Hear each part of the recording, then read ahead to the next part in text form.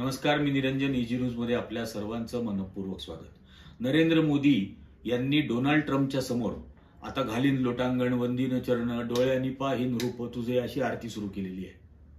आणि स्वतंत्र भारताच्या इतिहासात अत्यंत लाजिरवाण्या क्षणाला भारताला सामोरं नेलेलं आहे नरेंद्र मोदींनी। डोनाल्ड ट्रम्पनी निवडणूक लढवायला सुरुवात केली अमेरिकेत, तेव्हाच बोलायला सुरुवात केलं की अमेरिकेमध्ये असलेल्या सर्व इल्लीगल इमिग्रंट्सला, जे बेकायदेशीररित्या अमेरिकेत घुसलेले आहेत, त्यांना तो सत्तेत आल्यानंतर परत पाठवणार।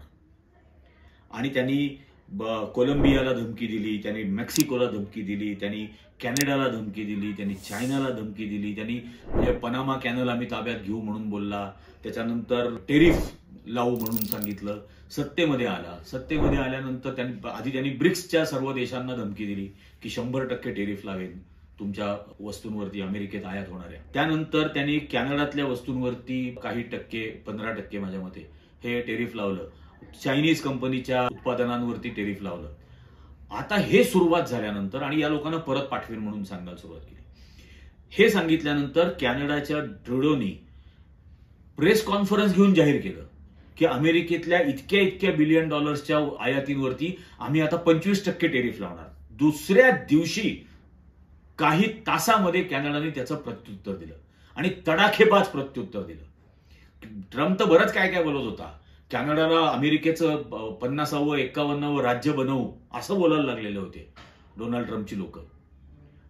काही तासामध्ये कॅनडाने त्याच्यावरती तडाखेबंद उत्तर दिलं।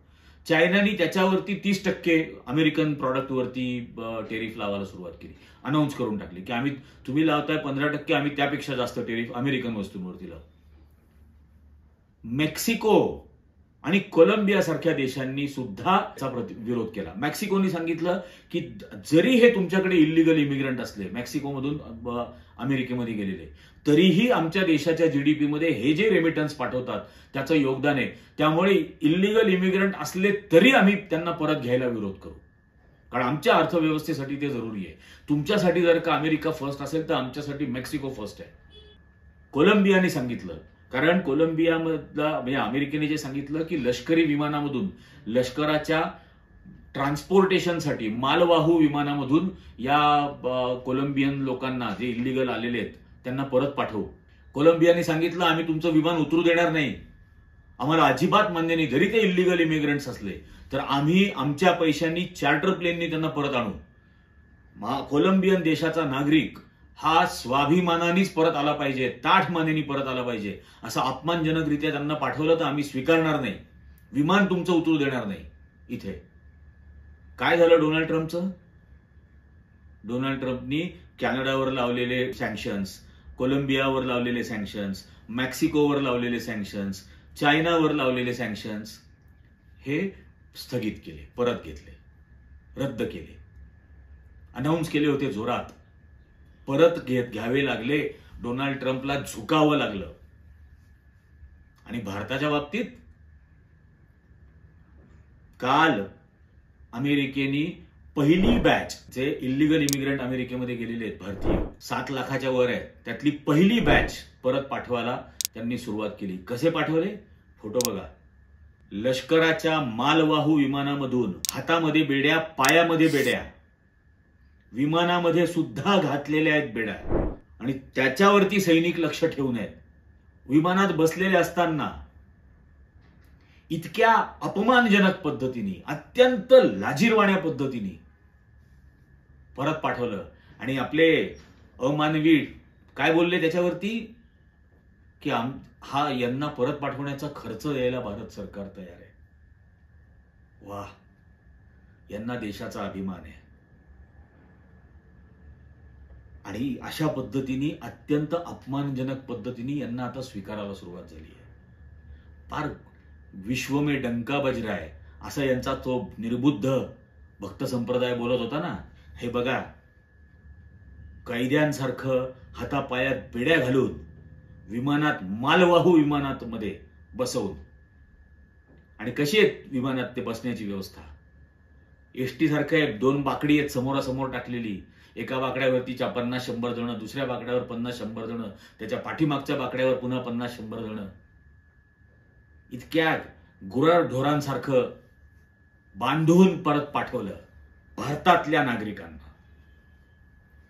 ह्याच नुसतं इतकंच नाही, डोनाल्ड ट्रम्प अमेरिकन उत्पादनांवरती भारतामध्ये फार जास्त टेरिफ लावलं जातं, ड्युटी लावली जाते अशी तक्रार करत होता. अर्थसंकल्प आणला त्या निर्दयी सीतारामननी. काय केलं? हार्ले डेव्हिडसन च्या इम्पोर्ट ड्युटीमध्ये 50% कपात. म्हणजे माझ्या देशाचा अर्थसंकल्प आता अमेरिकेच्या सोयीप्रमाणे बनायला लागला, लाचार झालेला आहे. नरेंद्र मोदींनी या भारताला अमेरिकेच्या समोर लाचार करून ठेवलेला आहे. त्यांनी ज्या वेळेला सांगितलं ब्रिक्सच्या कंट्रीजनी जर का डिडॉलरायझेशन करायचा प्रयत्न केला तर आम्ही 100% टेरिफ लावू, लगेच भारतातर्फे सांगितलं गेलं की आम्ही काही डिडॉलरायझेशनच्या याच्यामध्ये नाही आहोत. अरे शेळपटापेक्षा काय बोलावं, इतक्या घाण अवस्थेला तुमचा स्वाभिमान संपलाय देशाचा. या स्थितीपर्यंत की देशाचा अर्थसंकल्प त्यांच्या सोयीने तुम्ही बनवायला निघाले. इतकी वर्ष या गोष्टींवरती असलेलं इम्पोर्ट ड्युटी, म्हणजे हार्ले डेव्हिडसन असेल, अमेरिकन कंपन्यांच्या यॉट्स असतील, जे परवाही मी सांगितलं, त्या यॉट्सच्या ड्युटीमध्ये कपात करून टाकली त्यांच्या सोयीसाठी अमेरिकेच्या. आणि मग भारताच्या बुलेट सारख्या मोटरसायकल्सला कोण जपणार?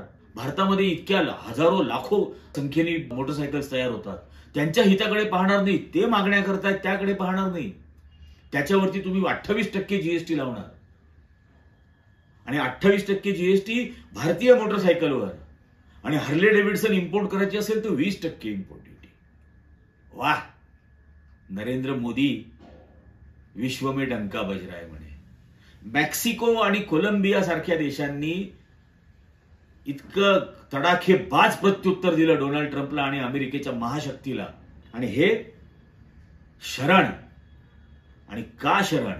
आत्ता परवा अमेरिकेच्या स्टेट डिपार्टमेंट तर्फे, म्हणजे परराष्ट्र खात्यातर्फे सांगितलं गेलं की 12 तारखेला आम्ही नरेंद्र मोदींना बोलावलंय. म्हणजे आता आधी तिथं महिनाभर बसवून ठेवला जयशंकरला की त्या कॉरोनेशन शपथविधीसाठी, इनॉग्रेशनसाठी मोदींना बोलवा, सगळी लाचारी करायला लावली. नाहीतर नाही बोलावलं डोनाल्ड ट्रम्पने नरेंद्र मोदीला. आणि आता अमेरिका सांगतेय की आम्ही नरेंद्र मोदींना 12 तारखेला बोलावलंय. नरेंद्र मोदी अमेरिकेचे नोकर आहेत का?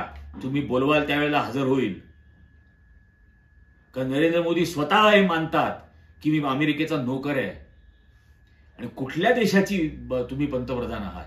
ज्या देशामध्ये इंदिरा गांधींसारखी पंतप्रधान झाली, जिनी रिचर्ड निक्सन आणि हेनरी किसिंजर यांनी उशीर लावला भेटायला, तर इंदिरा गांधी तिथून अमेरिकेतून निघून आल्या, परत डायरेक्ट रशियाला गेल्या, मैत्री करार केला आणि भारतामध्ये परत आल्या. 71ची गोष्ट सांगतो. आणि ते गॅरी वासचं पुस्तक आहे, ब्लड टेलिग्राम नावाचं. आर्चर ब्लड नावाचा अमेरिकेचा ढाक्यामध्ये बांगलादेशामध्ये असलेला राजदूत होता, हाय कमिशनर.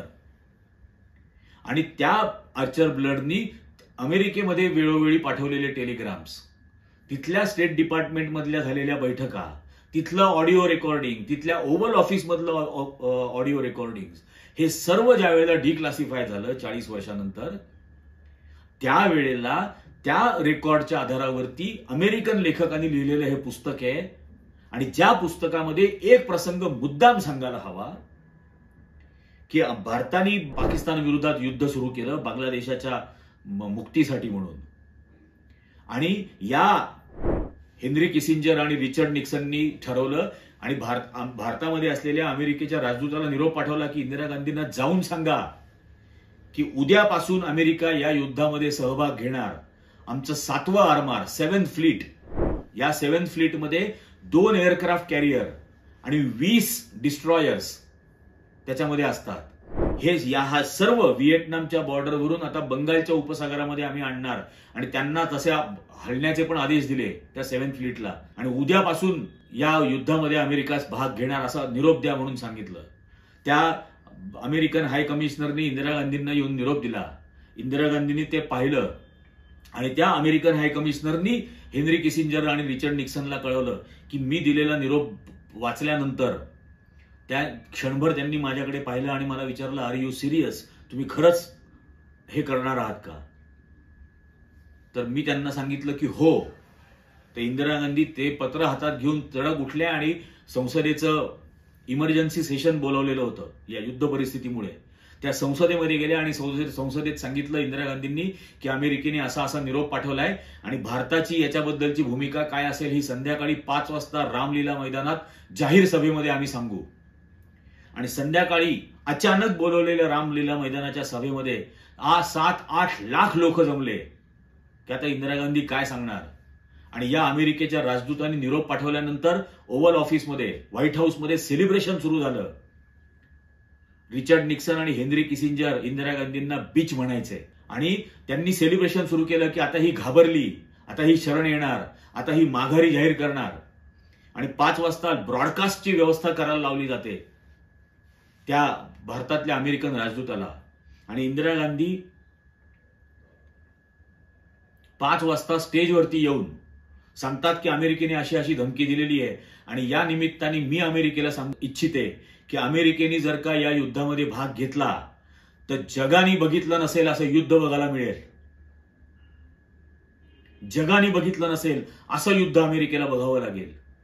कोणत्याही परिस्थितीमध्ये भारताचा एकही सैनिक 1 इंच सुद्धा मागे हटणार नाही. We will not retreat a single step. हे त्यांच्या भाषणातलं वाक्य होतं. हिंदीमध्ये बोलल्या, इंग्रजीमध्ये बोलल्या, मुद्दाम या लोकांना समजावं म्हणून. 1 पाऊल आम्ही मागं घेणार नाही. आणि मग त्या ओव्हल ऑफिस मधल्यांमध्ये म्हणजे अक्षरशः स्मशान शांतता पसरली. हे सगळं वर्णन त्या ब्लड टेलिग्राम पुस्तकात आहे. अमेरिकन लेखकांनी लिहिलेलं पुस्तक. अमेरिकेतल्या सिक्रेट डॉक्युमेंट्स आणि ऑडिओ फाईल्सचं डिक्लासिफाय झाल्यानंतर त्याच्या आधारावर लिहिलेलं पुस्तक आहे. ही होती 1971ची इंदिरा गांधी. आणि हा होता 1971 साली ताठ मानेनं जगणारा भारत. आणि कुठं आणून ठेवलाय या नरेंद्र मोदींनी. इतकी लाचारी. माझ्या देशातल्या नागरिकांना हातापायात बेड्या घालून परत पाठवलं जातं. नागरिक म्हणून मला याचा त्रास होतो. आणि हे सगळं नरेंद्र मोदीला करावं लागतंय कारण नरेंद्र मोदीचा प्राण अडकलाय त्या गौतम अडाणी विरोधात झालेल्या केसमध्ये. आणि त्या गुरपवन सिंग पन्नू याच्या हत्येच्या केसमध्ये अजित डोवलवरती वॉरंट निघालं. या 2 गोष्टीमध्ये याचा प्राण अडकलेला आहे. आणि ज्या गुरपवन पन्नूचा हत्या करण्याचा प्रयत्न भारत सरकारने केला अशी जी केस झाली न्यूयॉर्कमध्ये, त्या गुरपवन सिंग पन्नूला डोनाल्ड ट्रम्पनी त्याच्या शपथविधीला निमंत्रण दिलं. आणि नुसतं निमंत्रण नाही दिलं, त्या समारंभामध्ये गुरपवन सिंग पन्नूंनी खलिस्तानच्या घोषणा दिल्या. या नरेंद्र मोदीच्या नाकावर टिच्चून केलं हे डोनाल्ड ट्रम्पनी. लाज वाटायला पाहिजे. सर्व भारतीयांना शरम वाटावी असा क्षण या नरेंद्र मोदींनी भारतावरती आणलेला आहे. विचार करा, याच्या पुढच्या काळामध्ये या डोनाल्ड ट्रम्पच्या मार्फत याच गौतम अदानी आणि अजित डोवल या विषयावरून भारताला आणखीन किती ब्लॅकमेल केलं जाऊ शकतं, किती झुकवलं जाऊ शकतं, किती नाक रगडून घेतलं जाऊ शकतं याची फक्त कल्पना करा. आणि याच्या पुढे जर का कोणी अंधभक्त बोलायला आला की विश्व में डंका बज रहा है तर कानफटात मारा जोडा काढून. इतका अपमानास्पद क्षण या पंतप्रधानांनी या भारतातल्या नागरिकांना बघायला लावलेला आहे. सार्वभौमत्व संपवलं एक प्रकारे. आणखीन बोलू शकत नाही अशी मनस्थिती आहे. या आजच्या इजी न्यूजच्या भागात इतकंच. पण इजी न्यूजचे व्हिडिओज जास्तीत जास्त जणांपर्यंत पोहोचवा. जास्तीत जास्त जणांनी लाईक करा आणि जास्तीत जास्त जणांना चॅनल सबस्क्राईब करायला सांगा. या तुमच्याच पाठिंब्यावर आम्ही हे करू शकतो. धन्यवाद.